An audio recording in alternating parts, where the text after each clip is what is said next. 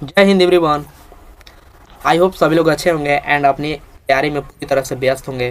तो चलिए आज हम लोग देखेंगे खिलजी वन से रिलेटेड 150 प्लस क्वेश्चन। ठीक है, आप लोग को बहुत सारा मतलब माइंड में क्वेश्चन होगा कि भाई तुमसे क्यों पढ़े। तो ये देखिए, मैं कोई टीचर नहीं हूँ, ये साफ साफ मतलब यहाँ पे खोल के बता देता हूँ, मैं कोई टीचर नहीं हूँ, मैं एक स्टूडेंट हूँ। ठीक है, आप लोग मेरे साथ तैयारी कीजिएगा तो क्या होगा कि मैं पहले टॉपिक बताते हैं। जैसे हम लोग पहला काची किए थे, गुलाम वंश किए थे ना, पहला गुलाम वंश किए थे, फर्स्ट वाला गुलाम वंश हम लोग किए थे। गुलाम वंश से रिलेटेड जितना भी क्वेश्चन था वो सारा हम लोग कर चुके हैं। ठीक है, वो में थोड़ा क्वेश्चन कम था, उससे मैं एग्री करता हूँ, लेकिन इसमें जानते हैं खिलजी वंश में मैं 150 क्वेश्चन लाया हूँ। और देखिए मेरे साथ अगर आप लोग तैयारी कीजिएगा तो क्या होगा कि जैसे पहले मैं टॉपिक बता दूंगा, जैसे कि पहला गुलाम वंश से रिलेटेड हो गया, फिर खिलजी वंश से हो गया, अगला होगा तुगलक वंश से। तो वो तुगलक वंश वाला आप लोग टॉपिक कहीं से भी कोई भी गाइड से देख लीजिएगा। एंड अगला नेक्स्ट सेशन होगा तुगलक वंश से रिलेटेड। ठीक है, तो देखिए इसमें हम लोग का पढ़ने का तरीका क्या होगा कि इसमें क्वेश्चन रहेगा। देखिए आप लोग किसी भी गाइड में, सिंगल गाइड में, चाहे कोई भी बुक में देखिएगा तो इतना क्वेश्चन आपको देखने को नहीं मिलेगा एक टॉपिक से। जैसे खिलजी वंश से मैं 150 क्वेश्चन कराऊंगा, आप किसी भी बुक में खोजिएगा तो 150 क्वेश्चन आपको नहीं मिलेगा। और देखिए मिल भी जाएगा तो मतलब उतना अच्छा क्वेश्चन नहीं रहेगा, लेवल वाला क्वेश्चन नहीं रहेगा। यहाँ पे मैं क्वेश्चन लाया हूँ जो UPSC level, PCS level, UPSC और पीसीएस लेवल का ज़्यादा क्वेश्चन है। ठीक है, तो देखिए आपको क्या करना होगा कि मेरे साथ कीजिए एंड जो आपको आंसर आता होगा आंसर आप लोगों को लगाते चलिएगा। ठीक है, और मेरे साथ तैयारी कीजिएगा तो आपको फ़ायदा क्या होगा कि आपको पूरा रिवाइज, पूरा मतलब कि कवर हो जाएगा सिलेबस। बहुत सारे लोगों को होता है बैकलॉग हो जाता है, जैसे मेरा भी बैकलॉग बहुत सारा है। ठीक ना, मैं खुद मतलब मैं बहुत बार बोला हूँ कि मैं कोई टीचर नहीं हूँ, मैं आपका भाई हूँ। ठीक हूँ, ठीक है। चलिए स्टार्ट करते हैं आज के सेशन को। देखिए पहला क्वेश्चन से स्टार्ट करेंगे और देखिए इससे रिलेटेड जितना कंसेप्ट होगा उस कंसेप्ट में सारा बताने का कोशिश करूंगा। ठीक ना, जितना मुझसे हो सके। ठीक है, पहला क्वेश्चन से स्टार्ट करते हैं और देखिए इसका पीडीएफ मैं आपको फ्री में दे दूंगा, सारा पीडीएफ दे दूंगा। देखो भाई मुझे बनाने में बहुत मतलब कि टाइम लगता है पीडीएफ, लेकिन कोई बात ना, मैं आप लोगों के लिए इतना मेहनत कर सकता हूँ। मैं ये मेहनत आप लोगों के लिए नहीं कर रहा हूँ, ये मेहनत मैं अपने लिए भी कर रहा हूँ। ठीक ना, तो आप लोग ज़्यादा से ज़्यादा सपोर्ट कीजिएगा एंड ज़्यादा से ज़्यादा शेयर कर दीजिए अपने सभी मतलब कि जो आपके दोस्त हैं सभी के साथ वीडियो को शेयर कर दीजिए। एंड चैनल पर नए होंगे तो सब्सक्राइब कर लीजिएगा ताकि मुझको मतलब मोटिवेशन मिले। तो मैं ऐसा ही आपके लिए खोज खोज कर क्वेश्चन लाऊंगा, जितना भी क्वेश्चन गाइड होगा उस सब से खोज खोज कर क्वेश्चन लाऊंगा एंड आपको करा दूंगा एक बार में। ठीक है, और सारा पीडीएफ दे दूंगा, आपको पीडीएफ देख लीजिएगा एंड आपको अलग से क्वेश्चन लगाने की ज़रूरत नहीं पड़ेगा। ठीक है, मैं तो ठीक है स्टार्ट करते हैं। चलिए पहला क्वेश्चन से स्टार्ट करते हैं। देखिए हम लोग गुलाम वंश में देखे थे ना, गुलाम वंश का अंतिम शासक कौन था? क्यूप्रस था, क्यूप्रस था शायद। और क्यूप्रस की हत्या करके जो फिरोज शाह तुगलक था ना, जलालुद्दीन फिरोज, कौन था? जलालुद्दीन फिरोज खिलजी था। वो क्यूप्रस की हत्या करके मतलब राजगद्दी पर बैठा था, जो कब बैठा था? देखिए यहाँ से क्वेश्चन से स्टार्ट करते हैं। 13 जून 1890 को खिलजी वंश की स्थापना की किसने किया था सर? जलालुद्दीन खिलजी फिरोज ने, जलालुद्दीन खिलजी फिरोज ने किया था। ठीक है, यहाँ क्वेश्चन। और देखिए इसी को यहाँ से स्टार्ट करते हैं। देखिए इसको, इससे रिलेटेड क्वेश्चन होगा ना, वो कंसेप्ट होगा, मैं कंसेप्ट कराऊंगा पूरा। अब देखिए इसको कहा जाता है, इसका एक और नाम है, काची नाम है सर? शाइस्ता खां। कोची नाम है? शाइस्ता खां। इसी को शाइस्ता खां के नाम से जाना जाता है। ठीक है, शाइस्ता खां। शाइस्ता खां कौन इसको बोला था? कौन बोला था? कैकुबाद ने दिया था इसको, मतलब टाइटल दिया था शाइस्ता खां का, कैकुबाद ने टाइटल दिया था। ये जानते हैं सल्तनत, अभी हम लोग कौन सा देख रहे हैं सर? दिल्ली सल्तनत देख रहे हैं। कौन? दिल्ली सल्तनत, दिल्ली सल्तनत। अब देखिए दिल्ली सल्तनत का सबसे बूढ़ा मतलब ओल्डेस्ट, सबसे बुजुर्ग शासक इसको बोल सकते हैं। कुछ दिल्ली सल्तनत काल का बोल सकते हैं इसको, सल्तनत काल का सबसे, सल्तनत काल का सबसे बुजुर्ग शासक, सबसे बुजुर्ग शासक है। कैसा है? बुजुर्ग शासक है, सबसे बुजुर्ग शासक है, सल्तनत काल का सबसे बुजुर्ग शासक है। ठीक ना, जलालुद्दीन फिरोज खिलजी। आगे चलते हैं। देखिए मैं क्वेश्चन कराया ना इससे रिलेटेड, कब मतलब कि राजगद्दी पर कब बैठा था? 1290 ईस्वी में, 1290 में बैठा था। 1290 से कब तक खिलजी वंश, कब से कब तक रहा है? तो खिलजी वंश रहा है 1290 ईस्वी से 1290 ईस्वी से 1320 ईस्वी तक खिलजी वंश रहा है, ठीक ना। इसमें बहुत सारे शासक हुए हैं। आगे देखिए अगले, निम्नलिखित में किस सुल्तान ने किलोखरी महल में अपना राज्याभिषेक किया और उसे अपना राजधानी बनाया? कौन सा सुल्तान था जिसने किलोखरी महल में अपना राज्याभिषेक किया और उसको राजधानी बनाया? दूसरा का आंसर दीजिए। तो कौन सा था? जलालुद्दीन फिरोज खिलजी था। जलालुद्दीन फिरोज खिलजी कोची किया था? किलोखरी महल में मतलब राज्याभिषेक किया था और उसको राजधानी बनाया था। आगे चलते हैं और देखिए इसको, इसका दूगो पुत्र था, दूगो मतलब कि बेटा था, 2 सन्स था। कौन कौन था? 2 सन्स। पहला कौन कौन, इसका कौन कौन बेटा था? पहला था इब्राहिम खाने खाना। कौन था? इब्राहिम खाने खाना, इब्राहिम खाने खाना, इब्राहिम खाने खाना। और दूसरा कौन था? दूसरा था अरकली खां। दूसरा कौन था? अरकली खां, अरकली खां, दूसरा अरकली खां था, ठीक है। आगे चलते हैं तीसरा क्वेश्चन, दिल्ली सल्तनत का सबसे वृद्ध शासक जलालुद्दीन फिरोज खिलजी था, जिसका राज्यारोहण के समय आयु कितना था? बताइए। राज्यारोहण के समय आयु इसका जानते हैं कितना था? 70 वर्ष था। मतलब कि राज्यारोहण मतलब क्या चीज? तो जब इसका राज्याभिषेक हुआ था तो 70 साल का था। कितना साल का? 70 साल का। इसीलिए तो सल्तनत काल का सबसे ओल्डेस्ट रूलर किसको बोला जाता है? तो जलालुद्दीन फिरोज खिलजी को। अगला देखिए, अगला क्वेश्चन है चौथा। देखिए थोड़ा सा छोटा है लेकिन कोई दिक्कत ना है। चौथा क्वेश्चन, दिल्ली के खिलजी सुल्तान थे, कैसे सुल्तान थे? बताइए। मंगोल थे, अफगान थे, तुर्क थे या जाट थे? देखिए पूछा गया है एसएससी सिलेक्शन ऑफिसर वाला में, ठीक है, 2007 में। बताइए कौन सा हो जाएगा? तो कैसे थे दिल्ली के खिलजी सुल्तान? कैसे थे? तो तुर्क थे। कैसे थे? तुर्क थे। अगला क्वेश्चन है, अगला पांचवा है, जलालुद्दीन फिरोज खिलजी ने सुल्तान कैकुबाद और, देखो कैकुबाद और सुल्तान की हत्या करके खिलजी वन की स्थापना था। किसका हत्या किया था? क्यूमर्स का। ये कौन था? क्यूमर्स कौन था? तो गुलाम वंश का अंतिम शासक कौन था? गुलाम वंश का अंतिम शासक। गुलाम वंश का कौन था? अंतिम शासक, अंतिम शासक, गुलाम वंश का अंतिम शासक। आगे चलते हैं अगला क्वेश्चन, जलालुद्दीन फिरोज खिलजी ने सुल्तान की हत्या करके यमुना नदी में फेंक दिया था। तो किसको, किसका हत्या करके, मतलब कि जलालुद्दीन फिरोज कौन सा सुल्तान का हत्या करके उसको यमुना नदी में फेंक दिया था? तो कौन सा सुल्तान था? कैकुबाद था। कैकुबाद और क्यूपरस दोनों के हत्या मतलब यही किया था और इसके बाद इस शासक बना था। अगला क्वेश्चन पे चलते हैं, दिल्ली के सुल्तान का पद संभालने से पहले जलालुद्दीन फिरोज खिलजी को निम्नलिखित में किस सुल्तान ने आरिज ए मुमालिक, मतलब कि आरिज ए मुमालिक एक पद होता है, कौची का पद? सैन्य विभाग का प्रमुख अधिकारी होता है, के पद पर नियुक्त किया एवं बरन का सूबेदार बनाया था। तो कौन था जो बनाया था? सातवां का बताइए। तो कौन था? कैकुबाद था। कौन? कैकुबाद था जो इसको आरिज ए मुमालिक, आरिज ए मुमालिक सैन्य विभाग का प्रमुख अधिकारी होता है, उसको बोला जाता है। एंड कैकुबाद ने इसको बनाया था, ठीक है। अगला क्वेश्चन पे चलते हैं, दिल्ली के सुल्तान का पद संभालने से पहले जलालुद्दीन फिरोज खिलजी को निम्नलिखित में किस सुल्तान ने शाइस्ता खां की उपाधि दिया था? अभी बताए थे। यहाँ पे देखिए कौन था, कौन दिया था शाइस्ता खां को उपाधि? तो कैकुबाद ने। कौन दिया था? कैकुबाद। कौन हो जाएगा इसका? बी हो जाएगा। कैकुबाद ने दिया था शाइस्ता खां को उपाधि। 9वां क्वेश्चन पे चलते हैं हम, जलालुद्दीन फिरोज खिलजी ने अपने ज्येष्ठ पुत्र इब्राहिम इख्तियारुद्दीन को कौन सी उपाधि प्रदान किया था? तो इसका दूगो पुत्र था। कौन? एगो खाने खाना था। कौन खाने खाना था? तो इब्राहिम खाने खाना था, एगो अरकली खां था। ये दूगो इसका बेटा था। तो इसमें किसको ही दिया था? कोची का ज्येष्ठ पुत्र था, मतलब बड़ा पुत्र कौन था? तो जो बड़ा पुत्र खाने खाना था तो इसी को उपाधि दिया था। कोची को उपाधि दिया था? तो इख्तियारुद्दीन की उपाधि दिया था। अगला क्वेश्चन पे जाते हैं, जलालुद्दीन खिलजी ने अपने दूसरे पुत्र को मुल्तान का सूबेदार बनाकर उसे कौन सी उपाधि दिया था? तो दूसारका पुत्र को कौन सी उपाधि दिया था? तो दूसारका पुत्र को दिया था, दूसारका पुत्र को अरकली खां की उपाधि दिया था। पहला पुत्र को खाने खाना की उपाधि और दूसारका को कैसे दिया था? अरकली खां, ठीक है। और देखिए आपको इसका पीडीएफ चाहिए ना, तो इस नंबर पर मैसेज सिर्फ बोल दीजिएगा, ऐसे बोल दीजिएगा कि हमको मतलब पीडीएफ चाहिए। PDF खाली मैसेज कीजिएगा, कॉल नहीं कीजिएगा, ठीक है, PDF के लिए।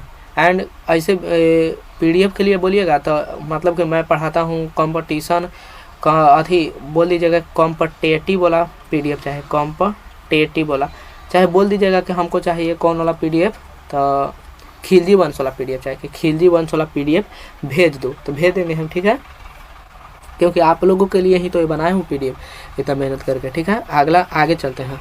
देखिए अब देखिए आपको सब एग्जाम में पूछा हुआ क्वेश्चन आपको देखने को मिलेगा धीरे धीरे, ठीक ना। अगला 11वां देखते हैं। 11वां क्वेश्चन ध्यान से देखिए। 11वां, जलालुद्दीन फिरोज खिलजी ने अपने छोटे भाई यागरेश खां को पद पर नियुक्त किया था। तो कौन सा पद पर नियुक्त किया था यागरेश खां को? बताइए तो कौन सा पद पर नियुक्त किया था? आरी जम्मू मालिक पद पर। कौन? आरी जम्मू मालिक मतलब सैन्य भाग का प्रमुख अधिकारी। जलालुद्दीन फिरोज खिलजी जो अपना छोटा भाई अग्रेस था इसका, उसको आरी जम्मू मालिक पद पर नियुक्त किया था। अगला क्वेश्चन है 12 नंबर के, देखिए जलालुद्दीन फिरोज खिलजी ने अपने भतीजे अलमास बेग को अखूर बेग और अलाई दीन खिलजी को कौन सा पद पर नियुक्त किया था? 12वां बताइए कौन सा? अमीर तुजुक के पद पर नियुक्त किया था। अमीर तुजुक के पद पर, ठीक है, दोनों के अमीर तुजुक के पद पर नियुक्त किया था। 13वां क्वेश्चन देखिए। 13वां है खिलजी जलालुद्दीन खिलजी ने निम्नलिखित में कौन सा पद सृजित किया था, मतलब बनाया था कौन सा पद? जलालुद्दीन फिरोज खिलजी ने कौन सा पद बनाया था? 13वां कौन सा पद बनाया था सर? दीवान ए वाकूफ बनाया था। दीवान ए वकूफ है पद बनाया था। निम्न अगला क्वेश्चन है दिल्ली सल्तनत का प्रथम शासक कौन था जो हिंदू जनता के प्रति उदार दृष्टिकोण रखता था? तो प्रथम शासक कौन था जो हिंदू जनता के प्रति उदार रखता था? जलालुद्दीन फिरोज खिलजी। इसके बाद कौन आएगा? इसका भतीजा आएगा है, इसके भतीजा आएगा कोची, उसका नाम रहेगा अलाउद्दीन खिलजी। वो बहुत मतलब क्रूर शासक रहता है। अगला क्वेश्चन है 15वां, जलालुद्दीन फिरोज खिलजी की आज्ञा से खाली जगह नामक एक दरवेश को केवल राजद्रोह के संदेश पर फांसी दे दी गई थी। किसको फांसी दे दी गई थी?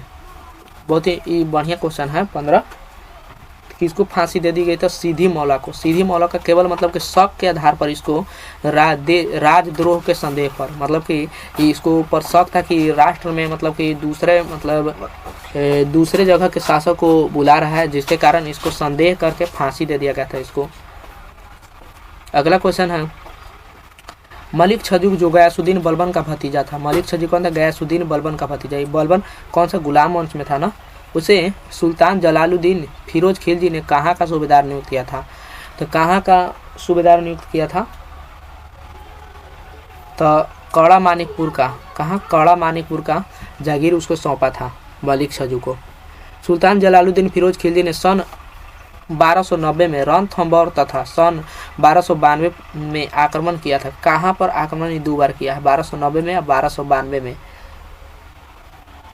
कहाँ पर किया है? तो मंडौर पर। कहाँ? मंडौर पर। अमीर खुसरो ने जलालुद्दीन खिलजी के सैनिक अभियानों का वर्णन किस रचना में किया है? तो अमीर खुसरो कौची था? तो मतलब कि अमीर खुसरो से रिलेटेड थोड़ा सा देख लेते हैं, बहुत इंपॉर्टेंट है।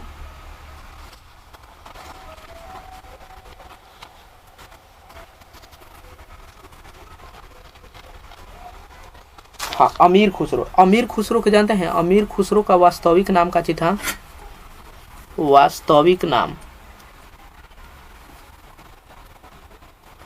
वास्तविक नाम था इसका अबुल हसन नाम था। क्या था? अबुल हसन इसका वास्तविक नाम था। ठीक, अबुल हसन इसका वास्तविक नाम था। जन्म कहाँ हुआ था? पटियाला में जन्म हुआ था। इसका रचना देखते हैं, ठीक ना। रचना बड़ी मानी बुक लिखा है बड़ी मानी, यहाँ पे कर देते हैं। इसका बुक से बड़ी मानी है, ठीक ना। देखिए बुक से पहला नंबरिंग देख कर लिखते हैं। किरान उल सादेन। कौन सा? किरान उल सादेन।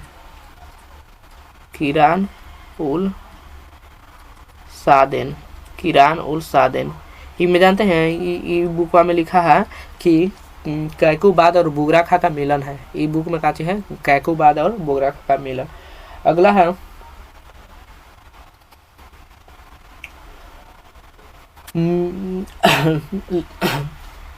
तुगलकनामा भी यही लिखा है। कौन? तुगलकनामा। तुगलकनामा, तुगलकनामा। और ये बड़ी मैंने बुक लिखा है, ठीक ना, जो इम्पोर्टेंट वही मैं सिर्फ लिखवा रहा हूँ।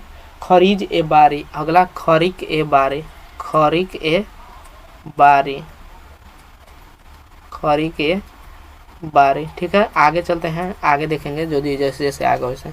अगला जलालुद्दीन फिरोज खिलजी की हत्या उसके भतीजे अलाउद्दीन खिलजी के द्वारा कब किया गया था? इसका भतीजा हत्या करते थे जलालुद्दीन खिलजी का और अपने राजगद्दी पर बैठ जाता। तो बताइए कि कब किया था? आपको क्वेश्चन है कि कब किया था ये, तो कब किया था? 1296 ईस्वी में किया था, 1296 में। ठीक। अगला है मलिक छज्जू जो गयासुद्दीन बलबन का भतीजा था, उसे सुल्तान जलालुद्दीन फिरोज खिलजी ने कहाँ का सूबेदार नियुक्त किया था? कहाँ का? कड़ा मानिकपुर का। कहाँ? कड़ा मानिकपुर का।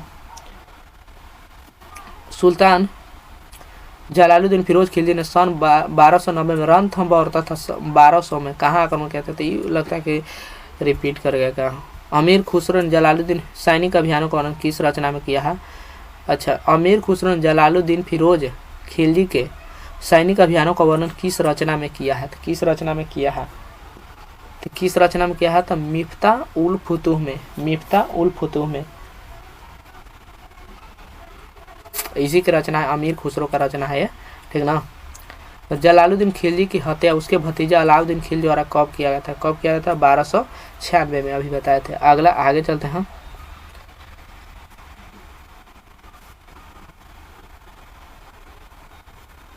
अगला क्वेश्चन,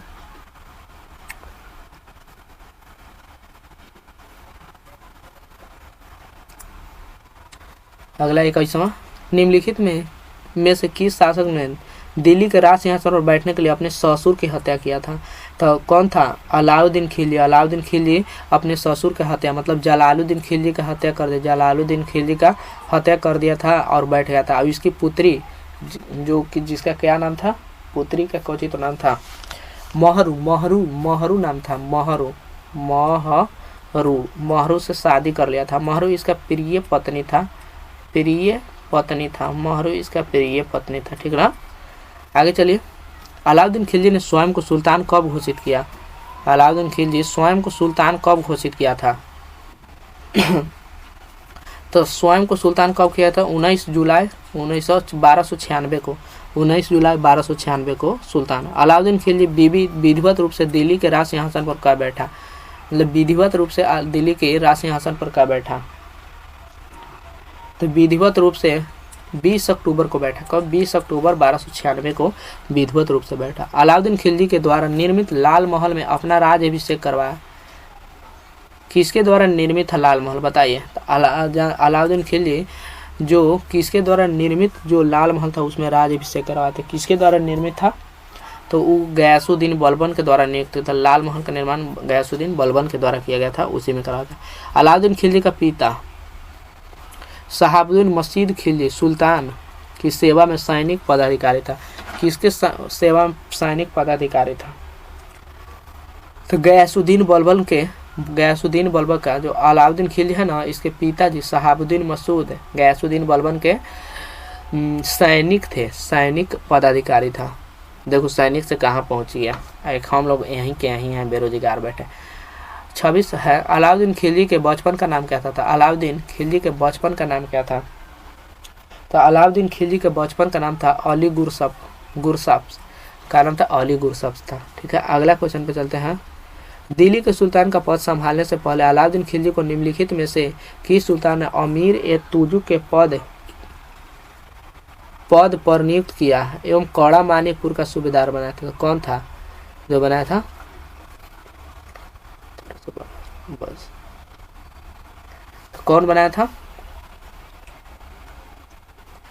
तो मन जलालुद्दीन फिरोज खिलजी बनाया था। ठीक है, याद रखिएगा। अगला, सुल्तान फिरोज खिलजी ने खाली जगह को विद्रोह के कारण निष्कासित कर अलाउद्दीन खिलजी को कड़ा मानिकपुर का सूबेदार बनाया था। किसको निष्कासित कर दिया जा था? सुल्तान जलालुद्दीन फिरोज खिलजी ने। तब मलिक छज्जू जो विद्रोह कर दिया था, तब विद्रोह किया था, तो इसको हटाकर और किसको बना दिया था, अलाउद्दीन खिलजी को वहाँ के सूबेदार बना दिया था। अगला है अलाउद्दीन खिलजी ने 1293 में मालवा प्रदेश से भीलसा पर आक्रमण किया, जिससे प्रसन्न होकर सुल्तान जलालुद्दीन फिरोज खिलजी ने उसे आरिज या ममालिक एवं कहाँ का सुल्तान बना दिया। कहाँ का सुल्तान बना दिया था बताइए, बताना है आपको। तो अवध का, कहाँ अवध का भी सुल्तान बना था 1293 में अलाउद्दीन खिलजी ने बनाया था।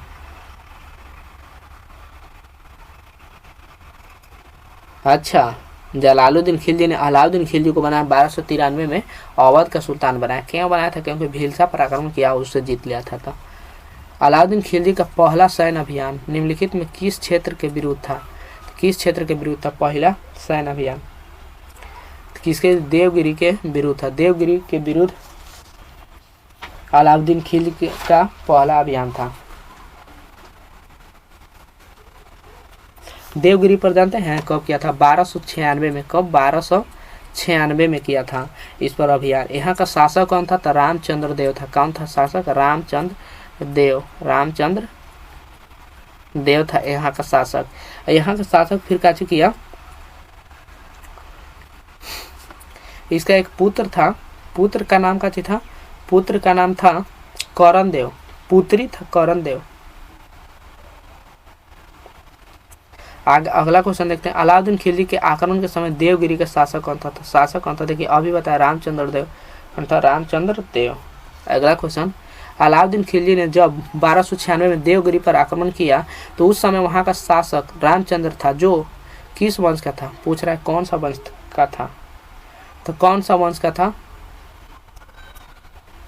कौन सा वंश का था बताइए।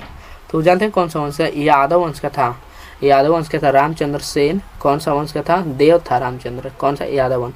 अलाउद्दीन खिलजी ने दक्षिण के किस हिंदू शासक को राय सरायन की उपाधि दी? तो कौन सा शासक था जिसको अलाउद्दीन खिलजी ने राय सरायन को उपाधि दिया था?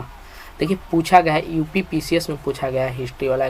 ठीक है, बताइए किसको दिया था? रामचंद्र देव को दिया था, रामचंद्र देव को। अगला क्वेश्चन है, अलाउद्दीन खिलजी के निम्नलिखित पुत्रों में कौन एक उसकी पुत्री छत्रपाली से प्रसन्न था, जो देवगिरी के राजा रामचंद्र देव की पुत्री थी? क्वेश्चन फिर से पढ़े। अलाउद्दीन खिलजी के निम्नलिखित पुत्रों में उसकी पत्नी छत्रपाली से उत्पन्न था, जो देवगिरी के राजा रामचंद्र देव की पुत्री थी। मतलब कि अलाउद्दीन खिलजी रामचंद्र देव से पर आक्रमण किया, इसको जीता, इसकी पुत्री से फिर शादी कर लिया, तो उससे जो बेटा मतलब कि जन्म लिया था उसका नाम क्या था? ये बताना है। देखिए कितना घुमा के क्वेश्चन पूछ रहा है, यूपी पीसीएस का क्वेश्चन है तो थोड़ा घुमा गए हैं। तो कौन था? शिहाबुद्दीन उमर था, शिहाबुद्दीन उमर। अगला क्वेश्चन, निम्नलिखित नगरों में से किसे कुतुबुल इस्लाम का नाम दिया गया था? कुतुबुल इस्लाम का नाम किसे दिया गया था? किसे दिया गया था कुतुबुल इस्लाम का? तो देवगिरी को दिया गया था। देवगिरी का शासक कौन था? रामचंद्र देव। याद रखिए यूपी पीसीएस में। निम्नलिखित में किस सुल्तान ने देवगिरी का नाम कुतुबुल इस्लाम रखा? कौन सा शासक था जिसने देवगिरी का नाम कुतुबुल इस्लाम रखा था? किसने रखा था? मुबारक शाह खिलजी ने। कौन? मुबारक शाह खिलजी। अगला देखते हैं, निम्नलिखित के दिल्ली के प्रथम सुल्तान जिन्होंने दक्षिण भारत को पराजित करने का प्रयास किया, कौन था? दिल्ली का प्रथम सुल्तान जिसने दक्षिण भारत को पराजित करने का प्रयास किया, तो अलाउद्दीन खिलजी था पहला सुल्तान। अलाउद्दीन खिलजी पहला मुसलमान शासक था जिसने क्या किया? दक्षिण को जीता था। अलाउद्दीन खिलजी पहला सुल्तान था। अगला क्वेश्चन है, दक्षिण विजय करने का मिशन अलाउद्दीन खिलजी ने किससे मांगा, किसे सौंपा था? तो दक्षिण का। देखिए अलाउद्दीन खिलजी, देखिए ध्यान से यहाँ पे देखिएगा थोड़ा सा।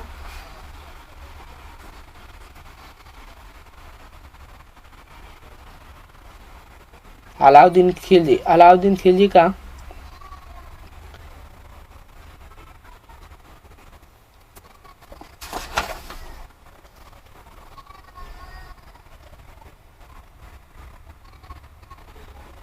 दक्षिण को मतलब कि दक्षिण विजय का दक्षिण विजय करने का मिशन अलाउद्दीन खिलजी ने किसे सौंपा था? किसे सौंपा था? तो किसे सौंपा था? तो मलिक काफूर को दक्षिण विजय करने का, दक्षिण में मतलब कि विजय करने का। मलिक काफूर जनरल था, कहाँ का जनरल? किसका पूछ रहे, किसका जनरल था? मलिक काफूर किसका जनरल था? 40 नंबर के क्वेश्चन को बताइए, किसका जनरल था? तो अलाउद्दीन खिलजी का जनरल था। ठीक है, 40 क्वेश्चन हम लोग कर चुके हैं, आगे चलते हैं।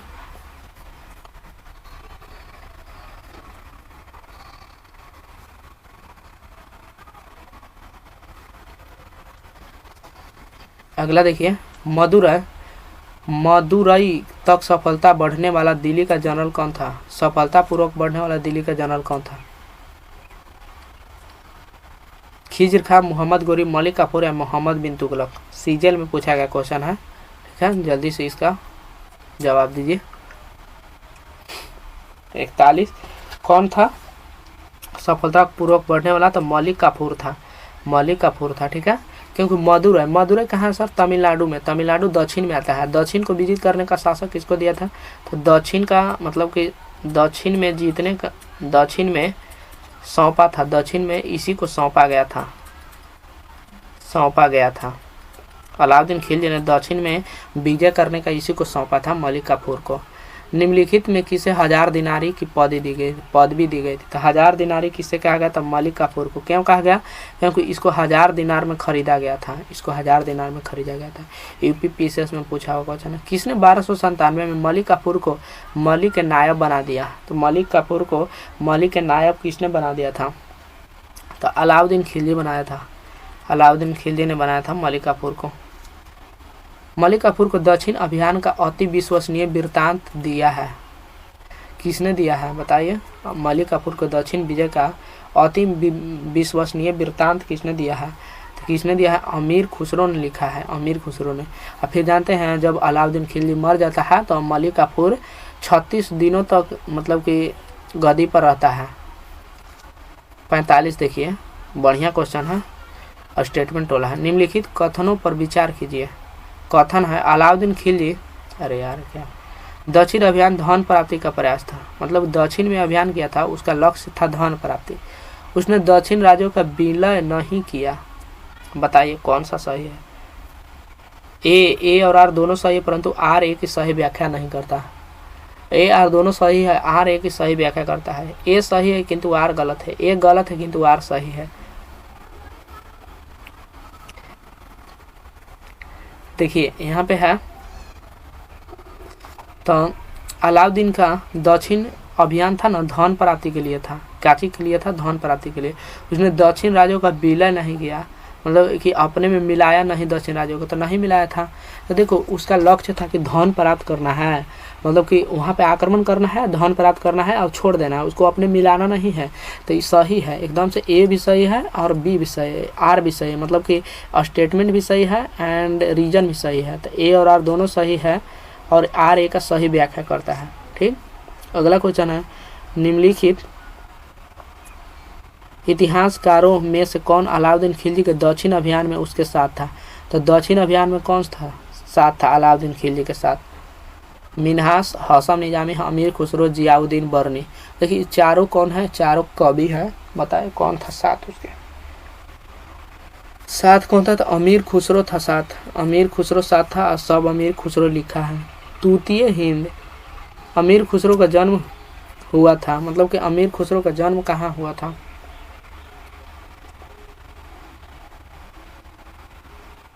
47 नंबर होता है, तो कहाँ था? पटियाली में। कहाँ था? पटियाली में हुआ था ना अमीर खुसरो का जन्म, पटियाली। पटियाली कहाँ है सर? यूपी में है। कहाँ है? यूपी में, उत्तर प्रदेश में है। अमीर खुसरो कौन था बताइए? अमीर खुसरो कौन था? इतना आसान सा क्वेश्चन सीजीएल में पूछा गया, बताइए अमीर खुसरो कौन था? तो अमीर खुसरो एक कवि था। कौन था? कवि था। अमीर खुसरो एक क्या था? तो इतिहासकार भी था, कवि भी था, संगीतज्ञ था, ये तीनों था। अमीर खुसरो ये तीनों था। ठीक है,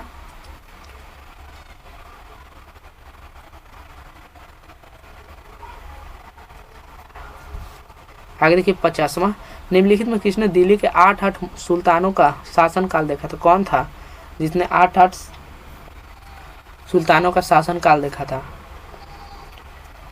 तो कौन था? अमीर खुसरो था, अमीर खुसरो। देखिए 50 क्वेश्चन हम लोग का कंप्लीट हो चुका है, ठीक ना।